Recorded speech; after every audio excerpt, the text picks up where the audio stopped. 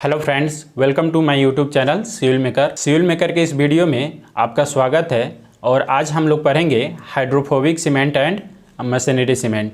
तो यहाँ पे हम लोग देखेंगे कि हाइड्रोफोबिक सीमेंट को कौन से इंग्रेडिएंट लेकर बनाते हैं और मशीनरी सीमेंट को भी कौन सा इंग्रेडिएंट लेकर बनाते हैं, और इस सीमेंट को बनने के बाद हम लोग कहाँ पे यूज करते हैं और इसका क्या ड्रॉबैक होता है, इसके बारे में भी हम लोग ब्रीफ एनालिसिस यहाँ पे करने वाले हैं। पिछले क्लास में हमने एसिड रेसिस्टेंट सीमेंट का कॉन्सेप्ट डिस्कस किया था और उसके साथ साथ एयर एंट्रेनिंग सीमेंट को भी हमने बताया था। अगर आप उस वीडियो को देखना चाहते हैं तो हमारे चैनल के प्लेलिस्ट में जाइए, बिल्डिंग मटेरियल के प्लेलिस्ट मिलेगा आपको, और वहाँ पे वीडियो आप विजिट कर सकते हैं, देख सकते हैं। ठीक है। और फर्दर आपको इसके रिगार्डिंग कोई भी आपको डाउट है कमेंट सेक्शन में कमेंट कीजिए, और वहाँ से मैं कोशिश करूँगा कि आपके डाउट को क्लियर करूँ। ठीक है, तो चलिए शुरू करते हैं। Hello friends, welcome to my YouTube channel civil maker.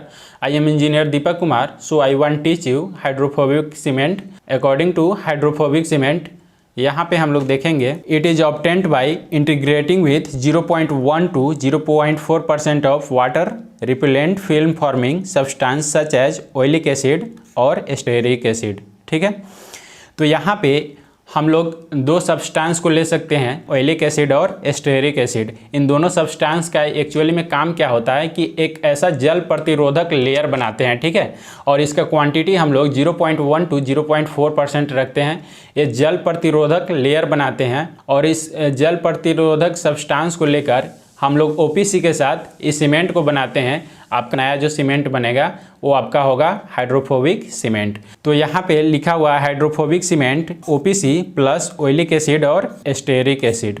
तो यहाँ पे हम लोग देखेंगे कि हाइड्रोफोबिक सीमेंट को बनाने के लिए आपको कौन कौन सा इंग्रेडिएंट चाहिए। तो सबसे पहले आपको चाहिए ऑयलिक एसिड या स्टेरिक एसिड। ठीक है, अब ऑयलिक एसिड और स्टेरिक एसिड का कितना % क्वांटिटी हम लोग लेंगे, इस बात पे डिपेंड करेगा कि आपका ओपीसी सीमेंट आप कितना यूज कर रहे हैं। ठीक है, जितना भी आप ओपीसी सीमेंट को यूज करेंगे उसके क्वांटिटी के हिसाब से उसका जो परसेंटेज होगा ऑयलिक एसिड और स्टेरिक एसिड का, वो 0.1 to 0.4% तक लेंगे। इस सीमेंट में इस सब्सटेंस को मिक्स करने के बाद जो नया आपका सीमेंट बनेगा वो आपका सीमेंट हाइड्रोफोबिक सीमेंट बनेगा। ठीक है, तो यहाँ से hydrophobic cement OPC plus oleic acid stearic acid. ठीक है, यानी हाइड्रोफोबिक सीमेंट आपका तब बनेगा जब ओपीसी में आप ऑयलिक एसिड और स्टेरिक एसिड को डालेंगे, और ऑयलिक एसिड स्टेरिक एसिड का क्वांटिटी 0.1 to 0.4% तक लेंगे। ठीक है, it's offers resistant to moisture और water up to certain period. यह सीमेंट जो है मॉइस्चर और वाटर से रेसिस्ट करेगा कुछ समय के लिए, एक सर्टेन पीरियड के लिए रेसिस्ट करेगा। ठीक है, the water repellent film formed around each grain of cement reduce rate the deterioration of the cement drawing long structure transporting and unfavorable condition। यह सीमेंट एक जल प्रतिरोधक लेयर बना लेता है जो आपको लॉन्ग टाइम ट्रांसपोर्टिंग के लिए या long time storage and unfavourable condition में यूज करने के लिए खराब होने की स्थिति को घटा देती है, ताकि लॉन्ग स्ट्रक्चर ट्रांसपोर्टिंग और अनफेवरेबल कंडीशन में आप इसका यूज कर सके। When cement has long transporting time, long storage time, then it's required to prevent the cement from atmospheric moisture. ठीक है, अगर इस सीमेंट को यूज करने के लिए आपको लॉन्ग टाइम ट्रांसपोर्टिंग करना है या लॉन्ग स्टोरेज टाइम तक रखना है, एटमॉस्फेयर में फैले मॉइस्चर को प्रिवेंट करना है, तो इस सीमेंट से बढ़िया कोई सीमेंट होगा ही नहीं। ठीक है, when cement has long transporting, जब आपको इस सीमेंट को लॉन्ग ट्रांसपोर्टिंग करना हो और लॉन्ग स्टोरेज करना है, एंड आपको साथ में कहीं भी एटमॉस्फेयर में अगर ज़्यादा मॉइस्चर है तो वहाँ पे इस सीमेंट को हम लोग फेवरेबल मानते हैं, इस सीमेंट का हम लोग यूज करते हैं। अदरवाइज सीमेंट्स गेट्स, अगर ऐसा नहीं हुआ तो converted into cement grains get converted into hydrated lumps.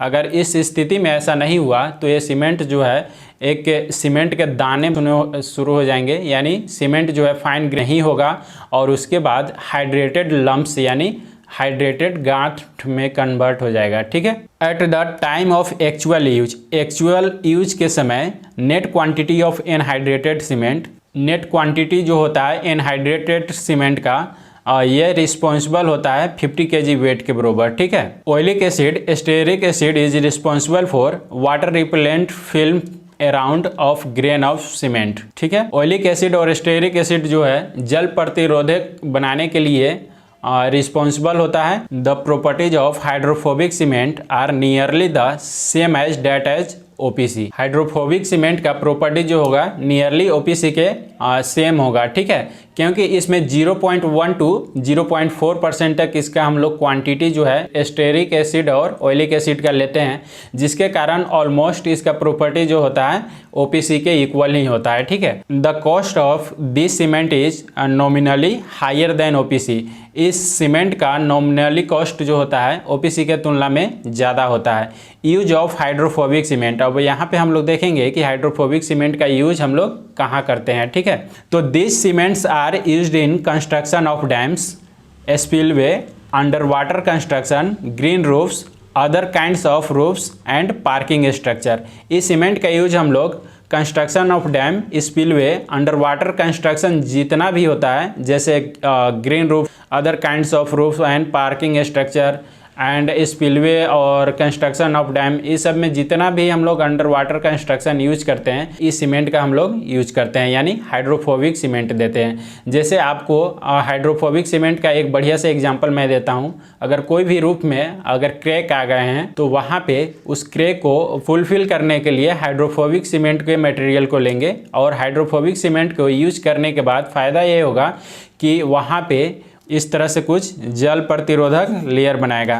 तो यहाँ पे देख रहे हैं कि एयर ड्रॉप आपके बने हुए हैं। एयर ड्रॉप इसका मतलब ये हुआ कि वाटर रिपेलेंट फिल्म फॉर्मिंग बना चुका है, यानी जल प्रतिरोधक लेयर बना चुका है। तो ये जो स्ट्रक्चर आपको दिख रहे हैं, ये हाइड्रोफोबिक सीमेंट के द्वारा बना हुआ स्ट्रक्चर है। तो एक्चुअली ये जो है जल प्रतिरोधक लेयर के कारण वाटर अपने अंदर ऑब्जर्व नहीं होने देगा, जिसके कारण क्या होता है कि इसमें सीपेज और लीकेज दोनों नहीं होंगे, ठीक है। तो इस सीमेंट का हम लोग यूज कुछ इस तरह से करते हैं।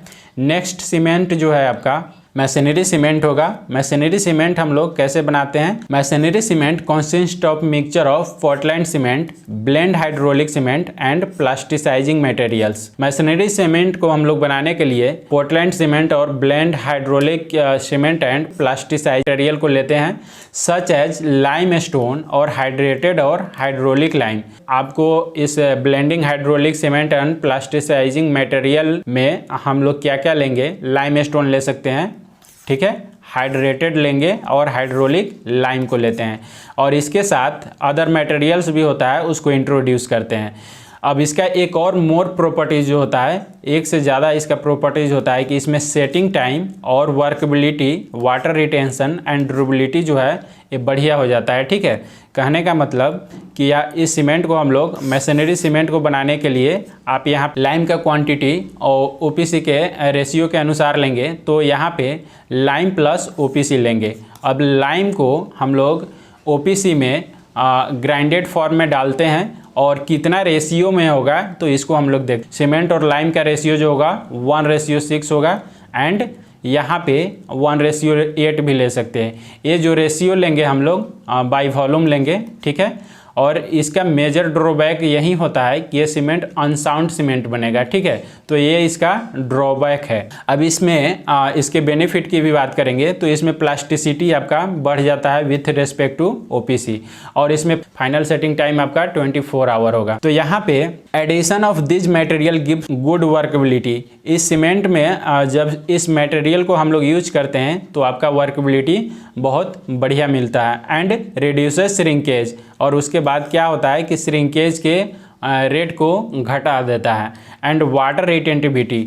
और उसके बाद जो है तो इसमें वाटर रिटेन करने की कैपेसिटी इसमें होती है। एक बैग सीमेंट का जो नेट वेट होता है हम लोग को पहले से पता है 50 kg होता है, ये सबको पता होता है। और वॉल्यूम जो इसका होगा फ्रेंड्स 35 लीटर्स होगा, एंड इसका वॉल्यूम जो होगा 0.035 मीटर क्यूब। डेंसिटी की हम लोग बात करेंगे तो डेंसिटी आपका 1428.57 होगा, यानी अप्रॉक्स में हम लोग 1430 kg मीटर क्यूब ले सकते हैं, ठीक है, यानी 1430 kg मीटर क्यूब होगा। अब यहाँ से हम लोग देखेंगे फैट लाइम और quick lime, hydraulic lime, OPC lime.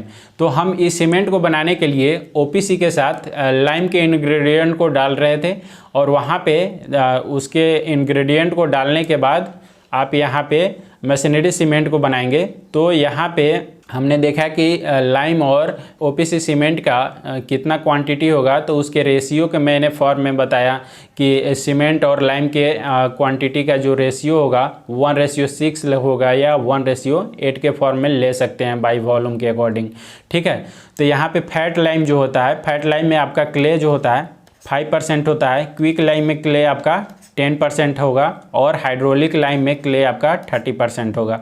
OPC में हम लोग क्ले की बात करेंगे तो 33% होगा। तो ये जितना भी लिखा हुआ है ये सारे क्ले 5%, 10% क्ले 30%, तो रिमेनिंग आपका क्या होगा, लाइम होगा। तो लाइम जो होता है, लाइम के क्वांटिटी जिसमें जितना ज़्यादा होगा उसमें सेटिंग रेट उतना ही मिनिमम होगा, क्योंकि वो सीमेंट में केमिकल रिएक्शन फास्ट होते हैं, तो इस कारण से उसमें सेटिंग रेट मिनिमम होता है। तो यहाँ पे देखेंगे कि फैट लाइम में क्ले आपका 5% है, यानी फैट लाइम में 95% आपका क्या है, लाइम है। तो इसमें सेटिंग रेट जो है मिनिमम है। ठीक है, और यहाँ सेकंड में लिखा हुआ है क्विक लाइम। क्विक लाइम में क्ले आपका 10% है, यानी आपका लाइम का क्वांटिटी 90% हुआ। तो इसको बोल सकते हैं सेटिंग रेट इसमें सेकंड मिनिमम या सेकंड मैक्सिमम।